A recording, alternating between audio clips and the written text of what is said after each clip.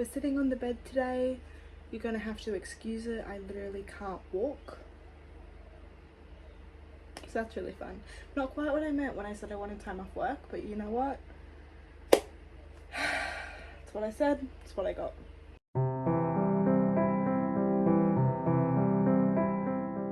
Anyways, we are doing the 22 best books I read in 2022. I'm very excited to film this. This has been like the one video I've been looking forward to all year. Also took me a good 30 minutes to get all these books on my bed that you can't even see. I'm just now realizing they're here. Look, there they are. You see them? Yeah, 30 minutes. Anyway, we're here. We're just gonna jump right in. I've got them in little categories. I'm gonna start with the classic books I read, because I never in my life thought that I would be saying that there is classics in my favorites, but we actually have three plus one that's like based off a classic, putting it in the category. Alright, we'll talk about my favorite of the year. Now, none of these books are ranked except this book is my favorite and it will always be my favorite. I have like a whole collection of editions. I should make a video talking about that, because mainly just for me, because I love this book. But that is Little Women. I love Little Women. It's so good. Just a moment for the book. A moment. Like, how gorgeous. Are you kidding me? This is just beautiful. Oh my god. I can't. I literally can't. This story just follows sisters. There's a lot of like family aspects. Look, here they are, aren't they? Oh, it's just so good. It's so good. If you're like new to classics, I'd highly recommend this one, because this was like the first one I picked up and it was so good. I'm definitely gonna reread it next year. It is just phenomenal. Like, it literally is so good in every single level. Oh, I just can't. Also, just this book, I'm sorry. We're gonna move on because I could be here all day. Read Little Women. Read it. I swear I'm gonna tell you what the books are about. I can't, because it's just that good. Yeah. Next we have The Secret Garden. This is like a little simplified book that I read. Like, this is a simplified version of The Secret Garden. So I haven't read like the more extensive version yet, but I loved this. Obviously I loved it, that's why it's in this video. Okay, I gotta stop saying that because it's the whole point of the video as well. This story follows a little girl called Mary, and Mary, she's spoiled. She's a spoiled little girl, and she goes to live with her uncle, I think. Yeah, and her uncle has this secret garden. Yeah, no one's allowed in the garden, but because Mary is spoiled and doesn't do what she's told, she goes into the garden. I know, it's so good. It's very magical. It's very like heartwarming. It gives similar vibes to Little Women in sense that it's just very like, it's like a warm hug, you know? I really enjoyed it. Next up, we have one of the books that I was like so proud when I finished it. It was just one of those books, you know? And that is Dracula by Bram. This book, she's pretty big, okay? And she's a classic. So I was like, oh my god, very intimidated. It was really easy to read. So this story, I'm sure I don't need to tell you what the story is about, it's so popular. But something that was a bit of a shock to me, it doesn't necessarily follow Dracula. It follows different like scientists and people in the town as bodies start getting like infected by an obvious vampire. So it doesn't actually follow Dracula, and there's not a lot of Dracula in this until like the very end. It's more of just them uncovering it, but I really enjoyed that. I really did enjoy that aspect, because a lot of the adaptations we see of Dracula, it focuses on Dracula, and that's not really what this story is. After reading this book, I then picked up A Dowry of Blood by S.T. Gibson. This was a book I actually wanted to read for a while, but I wanted to read Dracula first. And it is so... okay, I'm saying it again. Stop. This story follows... her name's really weird. Constanta, who is the first bride of Dracula. And it is literally a letter that she wrote to him after she killed him. Are you kidding me? Like, that's all I need to hear. Very feministy. If you're a feminist girly, which I hope you are, very good. I loved it. Such a fun ride. Like, honestly, it's one of those books that, like, I'm still thinking about. Like, it was such a fun book. Keeps you entertained, really easy writing. It was just the whole thing. Like, I kind of just want to reread it right now. I really just read it like 2 months ago. And like, this is like the smallest thing, but the detailing. Brownie points. Now, this next category, it might ruffle some feathers because I definitely know this author isn't for everyone. She's definitely not for me all the time. Like, some of her books I've read and I'm like, what did I just read? But I have 4 books, 3 that I own physically, 1 that I really want to get because it's like my favorite book ever that she's written, and that is none other than Miss Colleen Hoover. I'll start with the 3 that I own and then I'll talk about the one that's like god tier. First we have Layla. Just want to say I love this cover. I think it's so cute. I hear so many people say they hate it. Can't relate. I think this is one of my favorite covers like ever. I think it's adorable. That's irrelevant, but I just thought I would say that. This follows Leeds and Layla.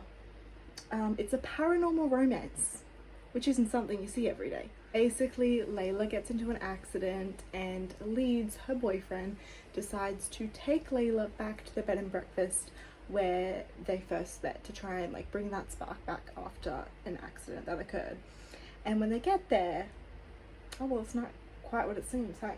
There's something fishy's going on here. Fantastic. Loved it. The ending was actually pretty good. I didn't know how they were gonna end this. Like, it was one of those books I was reading. I was like, girl, how are you gonna do this? Like, I don't know. And it actually ended up being a decent enough ending. Very messed up, but you know, it's a Colleen Hoover book.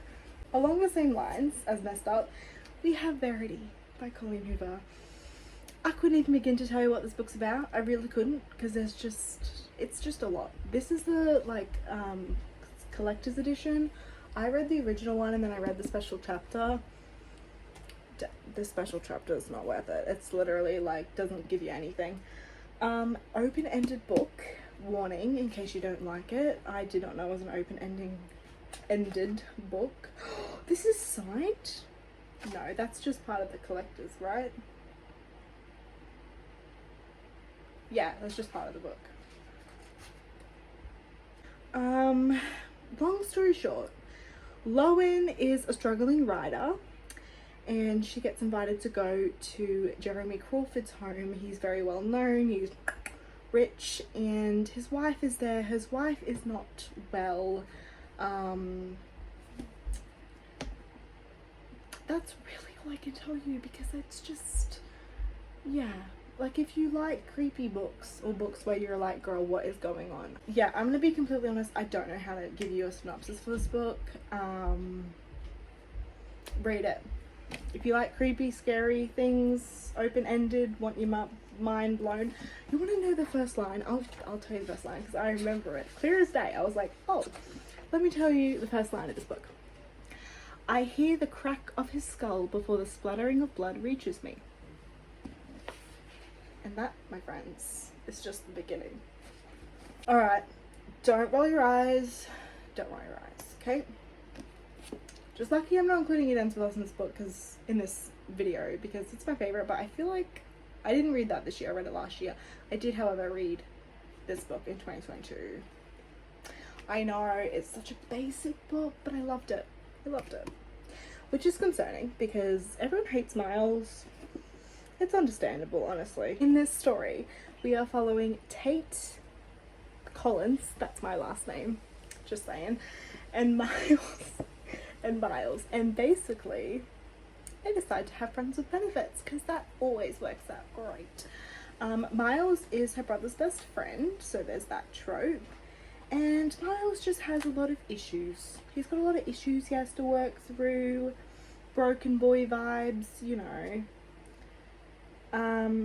The plot twist didn't get me as much as it got everyone else. If I'm being completely honest, I didn't really care that much about it. That's going to sound really mean, but I just didn't care.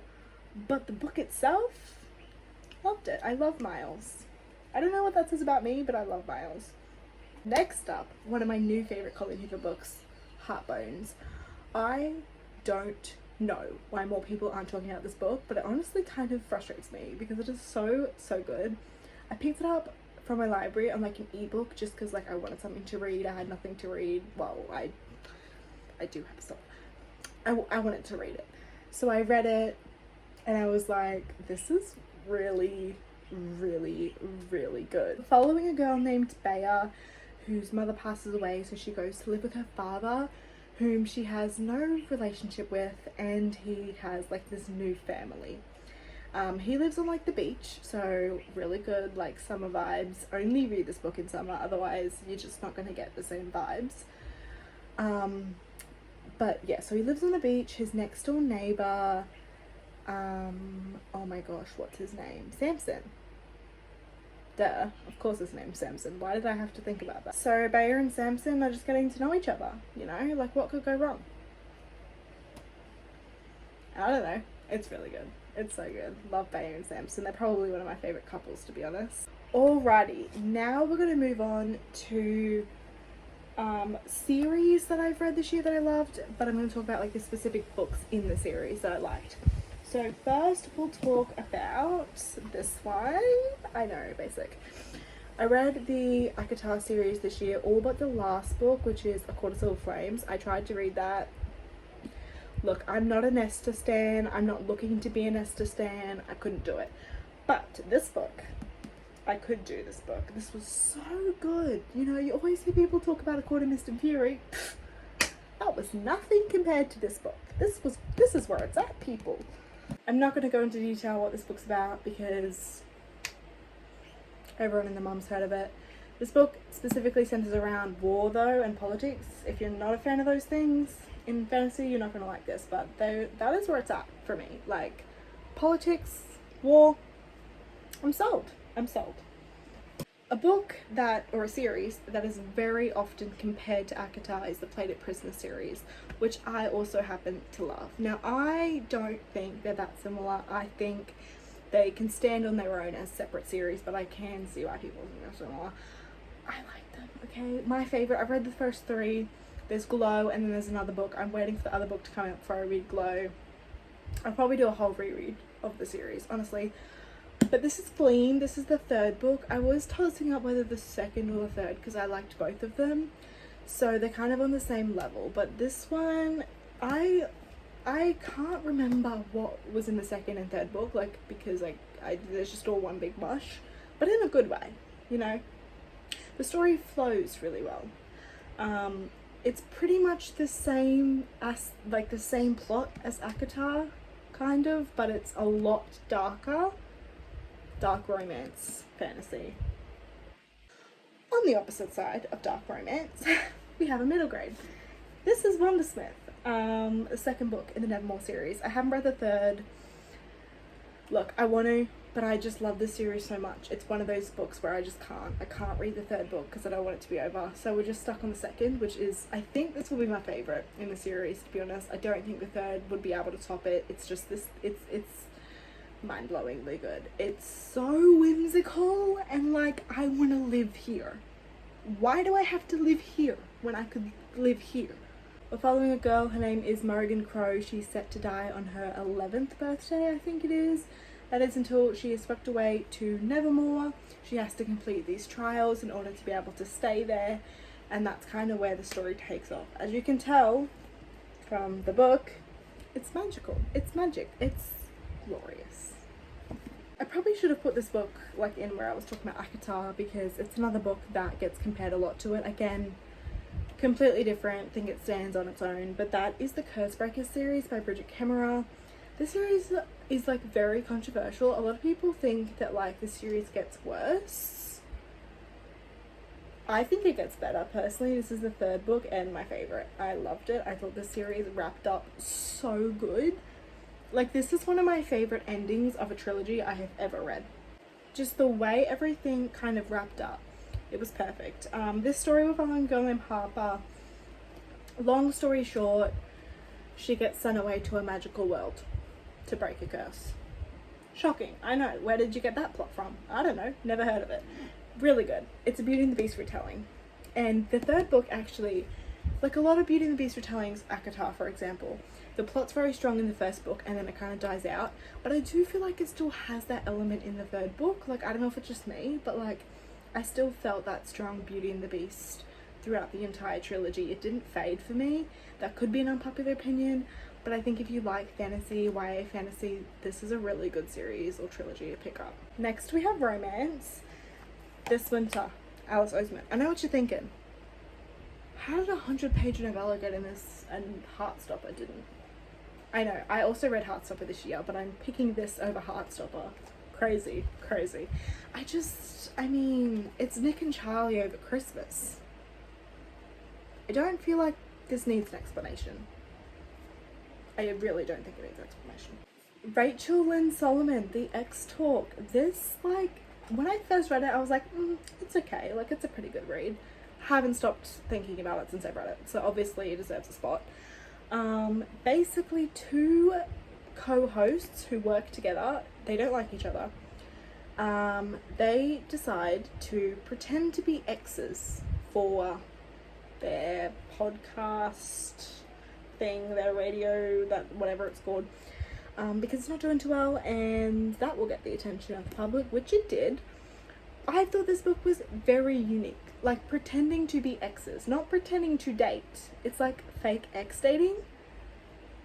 Why is that so mind-blowing to me? I don't know.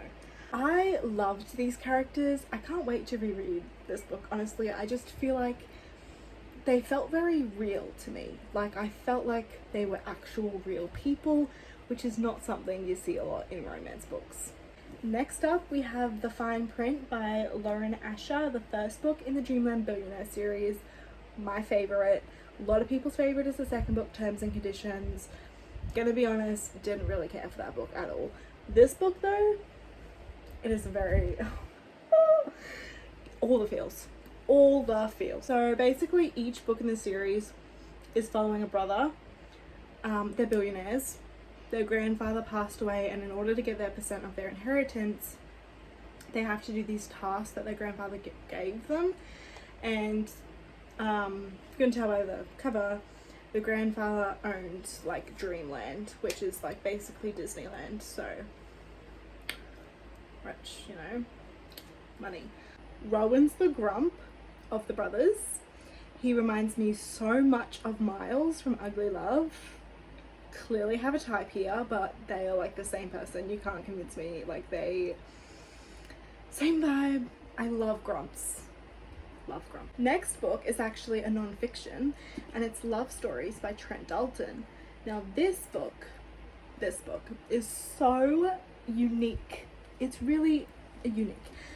So this guy basically goes, he sits on a quarter in like Brisbane, I think it is, and he asks people to tell him their love stories. So you're just literally reading a bunch of random strangers' love stories, and they're all true. They're not all to do with relationships. Some of them could be like, you know, platonic love stories. Like, love doesn't have to be relationships. And I just adored it. Like, I actually wrote in this book, which isn't something I usually do, just cut off, which is really annoying. But what I was saying was I could only read like 50 or 100 pages at a time because this story was so hard-hitting. Stories just right in the heart, like no sugarcoating. Next we have another non-fiction. We're going to need more wine. I'm gonna like try and wrap this up quicker because I feel like I've taken forever.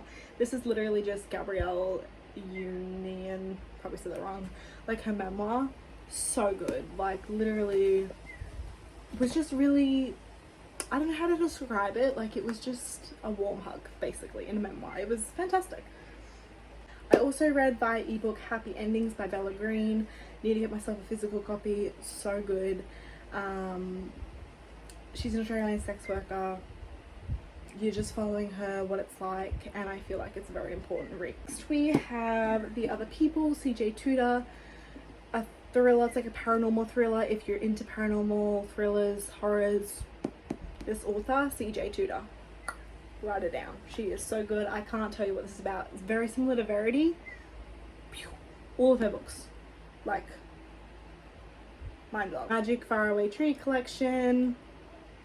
I literally named a pet like Teddy that I got after Silky from this. The Silky, the fairy.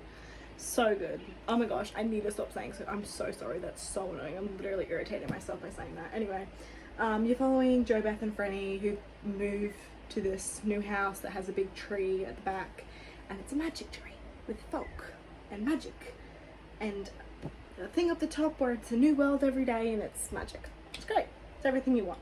House on Cerulean Sea, TJ Clune. This follows Linus Baker, who is a caseworker for like magical youth, going to all these orphanages and seeing if they're, you know, they're fit to stay open. And he goes to this one that's very classified. It's a secret case because the children are said to be very dangerous, and he stays there. And would you look at that, they're not that dangerous. It's really I'm not gonna say good, it's really warming. It's like a warm hug. I've also said that a lot in this video, but like, I mean, this is the definition of a warm hug. There's one more book I'm going to talk about. I'm going to be honest, I have no idea if I even put 22 books in this list. No idea. But this last book, The BFG, it's a classic, like The Big Friendly Giant. It's so, the movie is phenomenal. The book is just as good. I don't know which one I prefer though.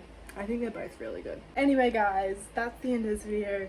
Hope you enjoyed. I will be doing 23 books I want to read in 2023 for the new year, you know, my TBR of the year.